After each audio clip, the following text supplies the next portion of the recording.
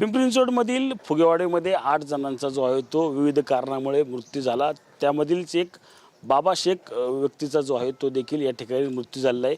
त्यांचे बंधू जे आहेत ते आता आपल्या सोबत आहेत, आपण त्यांच्याकडून जाणून घेणार आहोत नक्की काय हा प्रकार जो आहे तो झालेला आहे। सर काय सांगाल, अत्यंत दुर्दैवी अशी दुःखद घटना या ठिकाणी घडलेली आहे, काय नक्की हा प्रकार झालेला आहे? ते काय दारूमुळे झालं ना साहेब। ते काय दारू प्यायले तर अचानक भावाचं कसं पहिलं झालं तर ते आम्हाला काय कळलं नाही। ते काल 8-9 झाले अचानक, तर तेव्हा कळलं की बाबा दारूमुळे सगळं झालं ते। अच्छा, हां, काय नक्की झालं त्यावेळेस आणि नंतर तुम्ही रुग्णालयात त्यांना दाखल केलं होतं का? रुग्णालयात म्हणजे तो सकाळी घेतलं आणि दुपारी घेतलं, पण त्याला थोडं त्रास व्हायला लागला।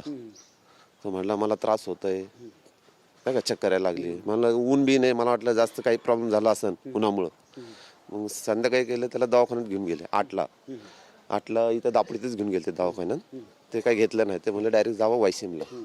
आम्ही गेलो वायसीएमला, किती 10 वाजले असेल। वायसीएमला घेतलं, त्याला एकदम घाम बिम पूर्ण सुटला होता त्याला, आणि बीपी वाढली त्याची अचानक।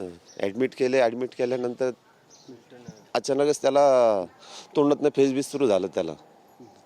तर पोलीस तर म्हणतात की काही मृत्यू जे आहेत ते दारूमुळे झालेले नाहीत। तुमचे जे बंधू आहेत ते काय त्यांना दारू पिण्याची सवय वगैरे की व्यसन वगैरे होते? हा, दारू तर प्यायचं ना। आता जेवढे गेलेत ते पण दारू प्यायचेच ते पण। असं नाही की जे नाही गेलं ते दारू पित नाही म्हणून। कुठं दारू पित होते? इथंच आपली हातभट्टी आहे इथं फुगडीत। अच्छा, हां, काय सांगाल तुम्ही, कोण आहात त्यांचे? नाही, माझं तर येते, माझा भाऊ आहे, येते तुमचा भाऊ काय नाव आहे त्यांचं? अकबर पठाण। अच्छा, ते त्यांचा कशामुळे मृत्यू झाला काय? दारूमुळेच झालं मग। अच्छा, दारूमुळेच झालं। काय मागणी असणार तुमची आता? काय मागणी असणार आहे सगळी? आता बघू काय बोलतात लोक, त्याच्या हिशोबाने करू। आम्हाला न्याय पाहिजे, बाकी काय नाही। फुगेडीमध्ये दारू बिरू बंद व्हायला पाहिजे।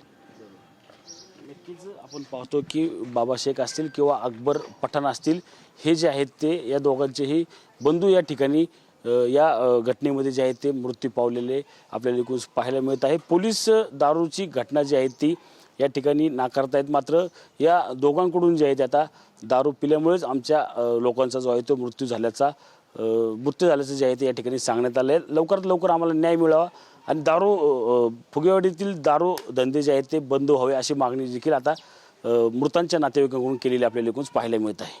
Cameraman Abhijit Sameer Ranjit Jadhav, TV9 Marathi, Pimpri Chinchwad.